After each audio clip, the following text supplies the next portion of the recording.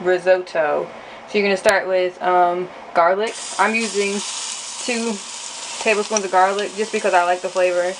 And you're going to let that cook.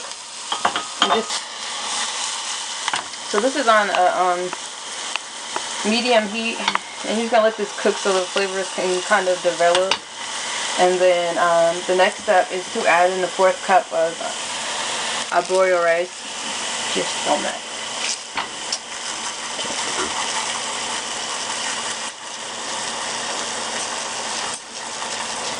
And then just stir this until all the rice is fully coated in the oil, and you want to do this till the rice is hot.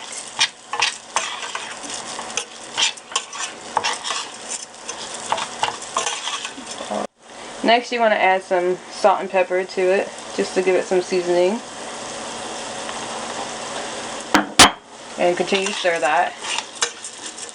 And you're just doing it until the rice has gotten to a good enough hot temperature to where it's all fully coated by the oil and the fat. You can also use butter, but I like to use oil. And then we're going to add in a cup of water, or you can use broth, but at this point I'm going to use water. And you're going to stir it. The purpose of using alborio rice, and the whole purpose and concept behind risotto, was that it's not like an average rice. It actually is creamier, and it actually is a good thing for the rice to have that creamy texture and to not be separated, to more so have a smooth flavor and texture to it, as opposed to just dry rice. So when you're stirring it, you're releasing starch, and that will also cause the rice to thicken up and to become creamier, because the rice itself releases the starch. And you're going to do this until you don't have to keep stirring, but you just want to make sure that you're stirring it enough. But you want the water to evaporate and the rice to absorb this liquid. So you're only pouring in half of your liquid at this point. So I used a 1/4 cup of rice, and I'm only using 1 cup of water right now. And I have in total 2 cups of water. And the same thing goes for broth. If you're using broth, use 1 cup at first, and then let the rice absorb it. So you can bring the temperature up a little bit, and you want to stir it constantly so that the rice doesn't stick, but it also releases the starches. So you don't want it to completely boil, so you can turn the temperature on a little bit. But as I said, continue to stir it until you see that the rice is starting to absorb that liquid.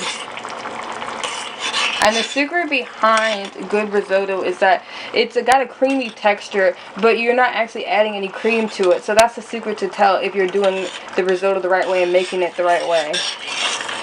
That you will not need to add cheese or any type of dairy product. The rice in itself will have a creamy texture. So you just want to cook this, like I said, until the rice is fully absorbed the liquid, and then add in your second batch of water or broth. William, you can zoom in just so everybody can see a little bit better. So it is boiling, but you want to try to keep it at a simmer. And like right now, William, if you can zoom in, you can see that it's got almost like an oatmeal-y consistency, but you can see that the liquid has gone from clear to more of a creamy look. And that's what you want.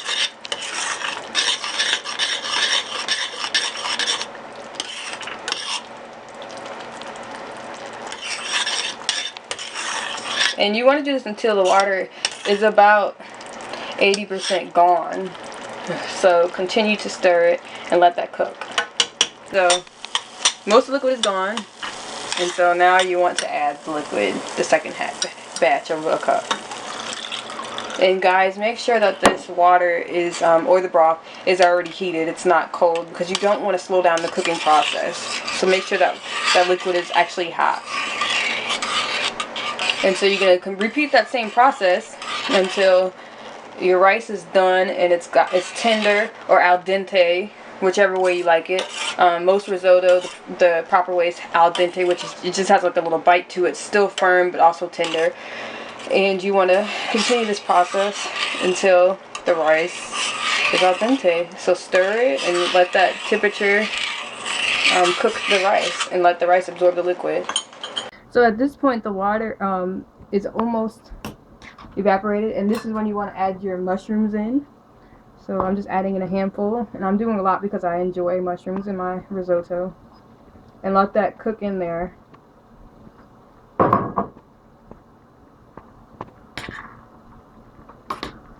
And just fold those in. And by the time these cook down, your risotto should be done.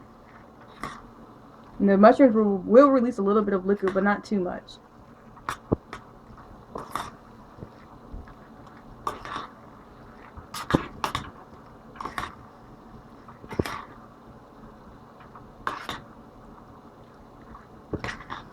So just let that cook. Okay, so right now I turned the heat down. There is still a little bit of excess liquid, but what's gonna happen is pretty much after the I let this sit. I'm stirring it right now, but after I let it sit, the liquid will almost kind of settle, and it'll become more of a thick, creamy texture. As you can see already, it is creamy. You can get a close up, William. This is what you want out of risotto. For it to stay when you lift it in that position, but also slowly mount down. That's how you know it's going to be creamy. And definitely add more salt if you need to, because salt helps to bring out those flavors such as garlic, or if you use any other herbs of your choice like shallots, anything like that, you definitely can mix it up. But as I said, I'm going to let this sit. I did try it. Make sure it isn't too soft, but it's still firm. If you like your rice a little bit softer, go ahead with that. There's no rules to anything. There's no rules to how you like to eat your food, but definitely just for a proper risotto, make sure that the rice is not overcooked, but also still a little bit firm. And that's that, and I will plate that up and show you how the consistency is after it's settled a little bit. The risotto is ready to get plated. So the mushroom risotto, I'm just going to plate it with some other things I made, but pretty much you're just going to scoop some out. And remember what I said about that firmness? It's still creamy, but at the same time it still releases.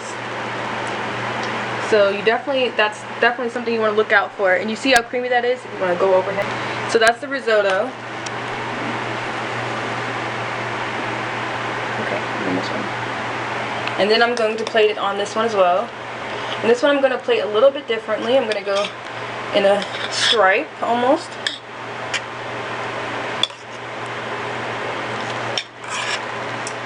And then my next thing is I'm just going to add some parsley overhead. Add some parsley just to drizzle on the top. And also on the other one. Take a picture of that.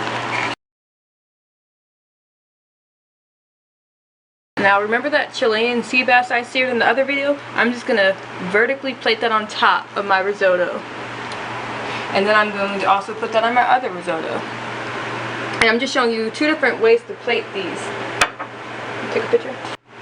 And then I had also seared some scallops, so I'm going to put those on either side.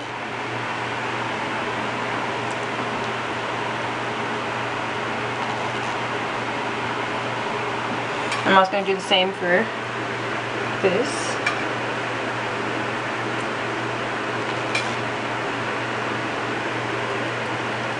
And those have a beautiful sear on it, and William's going to take a picture of that.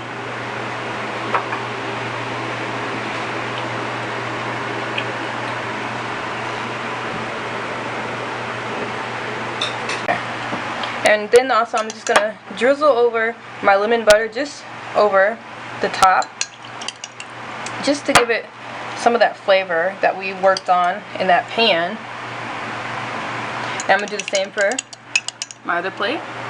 Drizzle that over.